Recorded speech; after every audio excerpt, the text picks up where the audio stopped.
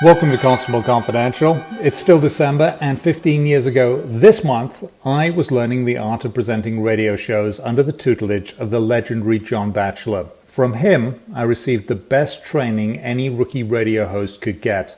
I learned how to interview people and what worked and what didn't, what I could do and what I shouldn't do. For that, I am forever grateful. In addition to the broadcasting, at that time I taped some short clips of John and me using my laptop.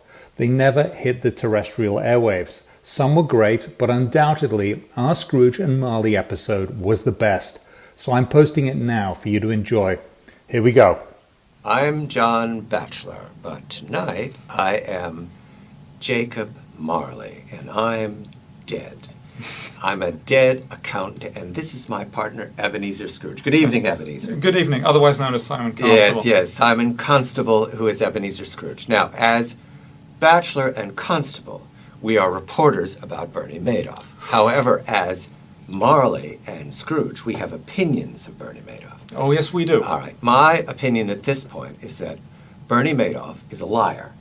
He has lied for more than a decade, according to every opinion of Bernie Madoff. So therefore, Simon, the puzzle, and we asked this repeatedly, and in debrief we asked it again, why should we trust anything he says? He says that he lost $50 billion.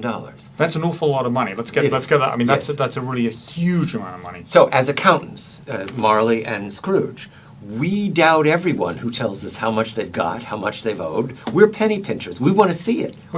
We've not seen it. And we've not seen it. And one of the funny things that we do know is that the prosecutors are saying, oh, we've got to have Bernie Madoff around to help us get to the bottom of Now, what's Marley and Scrooge don't like the idea of trusting the guy who stole the money. Well, and that's what's the most amazing thing about this, is that he almost has to finger himself. Right. And the question is, what's the motivation? And I don't really know. Well, for one thing, because he's a liar, why would he say anything that was true from now on? He's living in his triplex on 64th Street, cooperating with the U.S. Attorney. Absolutely. Now, if they were coming to us, if the U.S. Attorney called up Marley and Scrooge, we would tell them, put him in Rikers and start to make him sweat, wouldn't we? Absolutely. I mean, that's how we work. And we'd also want to see the books, and we'd want to go through the bank accounts right, and the transactions and match those up together. And that doesn't. It seems that the prosecutor is saying, "Okay, Bernie, you match them up together, and then we'll take your word for it."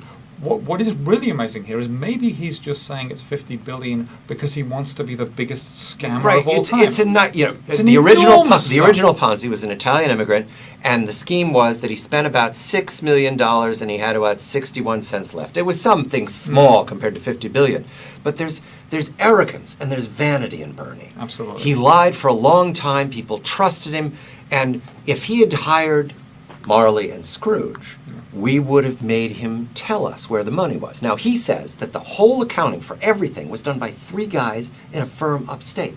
They weren't us. We didn't do it. We didn't do it. I guess that's what everyone else is saying. I didn't do it. We didn't do it. Right. One thing that has been going around Wall Street, and I mentioned this earlier, was that maybe he's cutting a deal with prosecutors, and he's going to have 5 guys do his time, and they're going to get each 5 guys a Ponzi time. Ponzi time.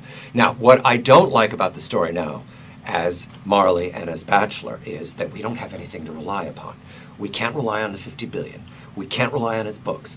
We can't rely on his family. We can't rely on where the money is, and we don't know when it started, and we don't know how long he's done this.